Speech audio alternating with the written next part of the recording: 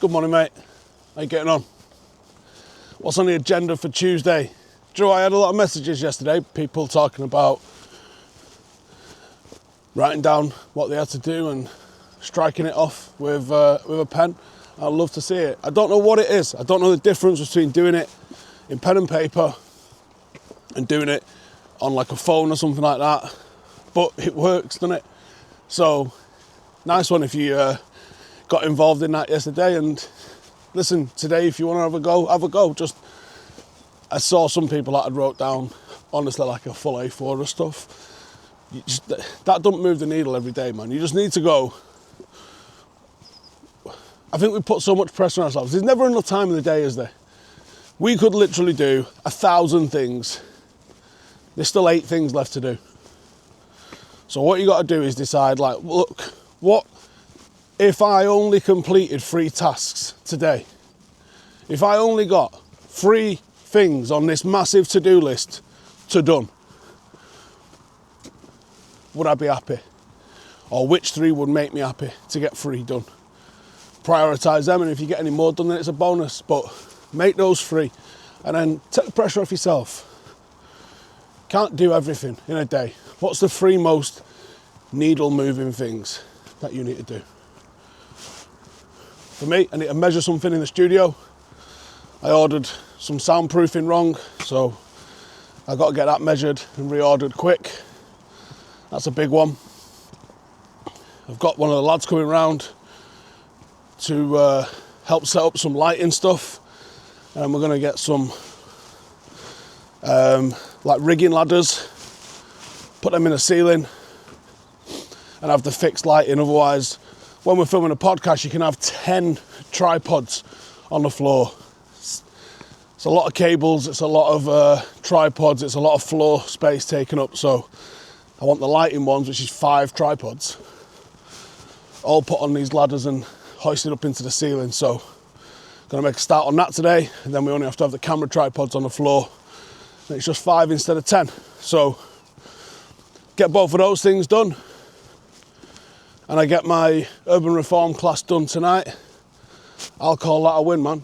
I'll call that 3 big needle movers for me today if I get those things done. And of course, this morning video has kind of become something that I have to do, and it's been a month of doing them.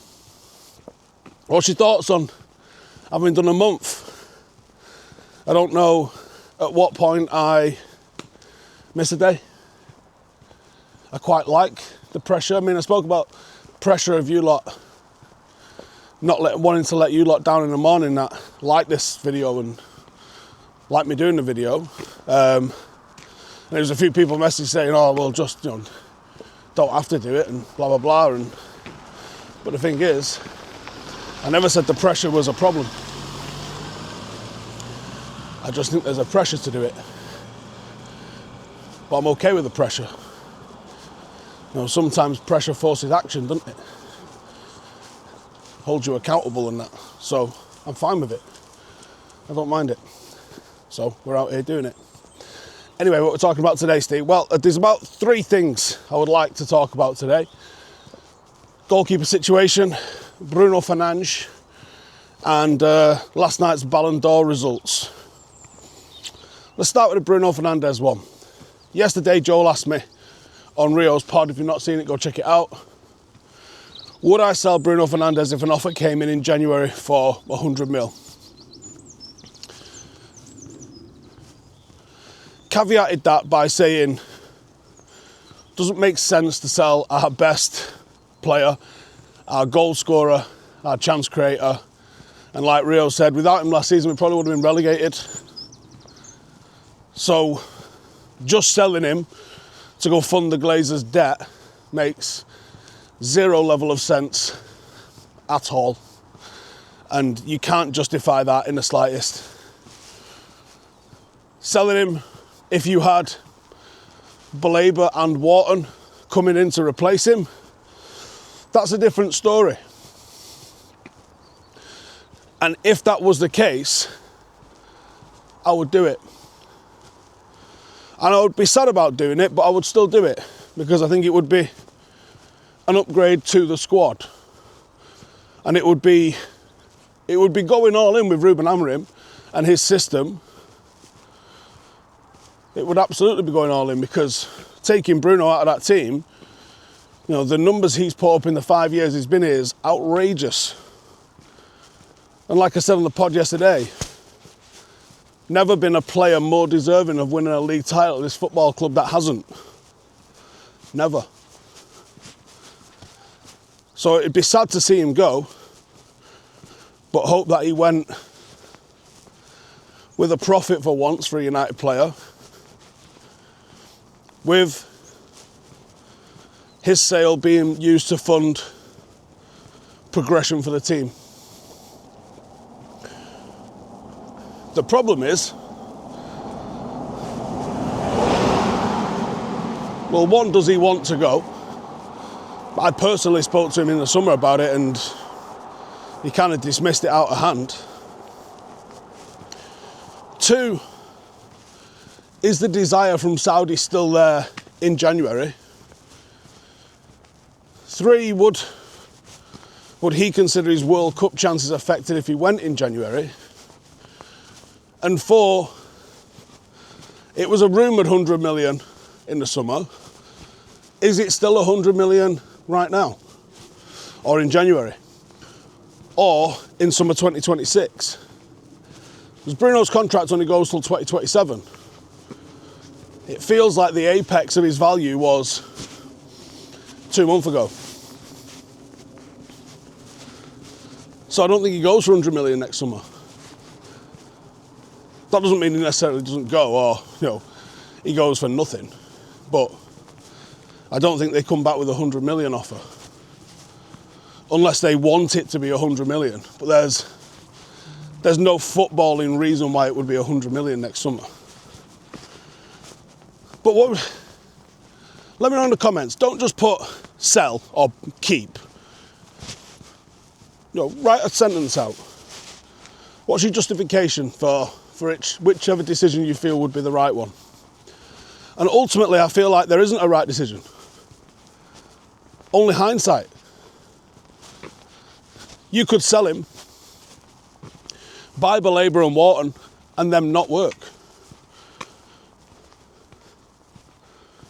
You could keep him, and he could fall off a cliff.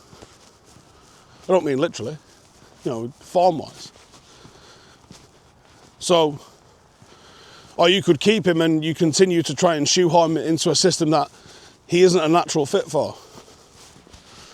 So yeah, ultimately I don't think there is the right answer. Secondly, I saw this morning, admittedly not the strongest of links, it was on Sky, about United still want to sign a goalkeeper. Is it fucking Groundhog Day? So, I guess Senne Lammens was not necessarily signed to be our first choice. United are still eyeing up an actual first choice goalkeeper, which kind of then makes the point of what the hell were we doing this summer? Did we really want to get rid of Onana that badly? Tom Heaton doesn't look like he's going to play a game. I ask again, what are we doing? So they're talking United could go back in January or next summer for another goalkeeper. Well, then you go, okay, we'll lose that then. Maignan, Martínez, Keller. Really? These are our options.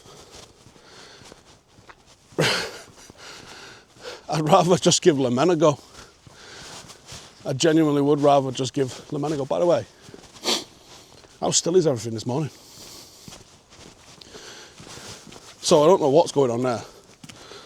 But you could easily see a point in the summer where Eaton retires, Onana's gone, and Bayindir gets moved on because he's shite.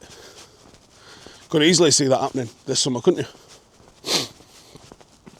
In which case, yes, United probably do need to sign another goalkeeper. But who is that goalkeeper going to be? Hey? So, bit of a mess there with the goalkeeper situation, I think. And then, last one. Ballon d'Or last night. Dembele won it. I think he was always the favourite. I think he was the obvious choice. Quietly just gone about being an absolute terror. Mad effective. Quality with what he does. He scores, he creates, he dribbles. You know, he does it all. Lamine Yamal coming second.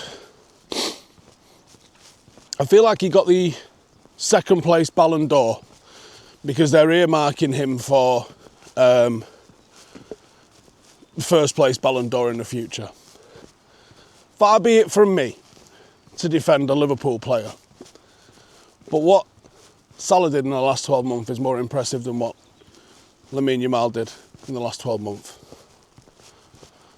He scored 9 league goals. I feel like Salah scored that in 9 games. Like, when it comes to the impact on his club winning something, how was it not Salah that came second? Do you know what I mean? I feel like the bar for your nominations, if you play for Barcelona and Real Madrid, are just so much lower. So much lower. You know, like Dembele's just demonstrated, you got to win a treble pretty much if you're going to win a Ballon d'Or for anybody else. And even then, it's not enough. United win the treble in '99. Fucking Rivaldo wins it. Didn't even get out of the group stage of the Champions League. Again, Barcelona bias. I just don't understand it. I just don't understand it. Like, I think when people look at Yamal, they go, Jesus Christ, he's good. Because Jesus Christ, is he good? But I think a lot of the Jesus Christ, is he good, is framed up by the fact that he's 17. I guess he's 18 now, isn't he? But last season when he was doing his madness, he was literally 17. So I feel like there's a lot of how good he is being framed by his age, rather than objectively looking at what he is, because he isn't better than Salah right now. So how's he finished higher than him in the Ballon d'Or? It's not a potential award, is it? It's a how good are you actually award, or it should be. So, yeah, I feel like there's Barcelona, Real Madrid bias badly when it comes to Ballon d'Or voting. You can't convince me otherwise. Anyway, that'll do for me today. Hopefully, pretty easy day for you all. Debating going on a big old hike tomorrow. Like a big, maybe like a 30k or something like that. I don't know yet. Let's see what the missus wants to do. Anyway, take it easy. Have a good day. Let me know if you've started hitting the journal on stuff. And if you want to support the channel, you want to get involved in that Telegram group, the Inner Circle. Everyone's sharing their wins and it's growing every single day. It's mad impressive. There is a new video out today. I think there's another one tomorrow as well over on Patreon. So if you want to get in the mix with all of that, get some extra content, get a little bit of accountability and support for whatever journey you're on, and come join Patreon, come support the channel, and come get a little bit of extras for doing it. Otherwise, take it easy. I'll see you in the morning. Well, actually, I'll see you in a few hours. I've got XG files with Ronnie later. And I don't know what the third video is today. I do, but I forgot. See you in a bit.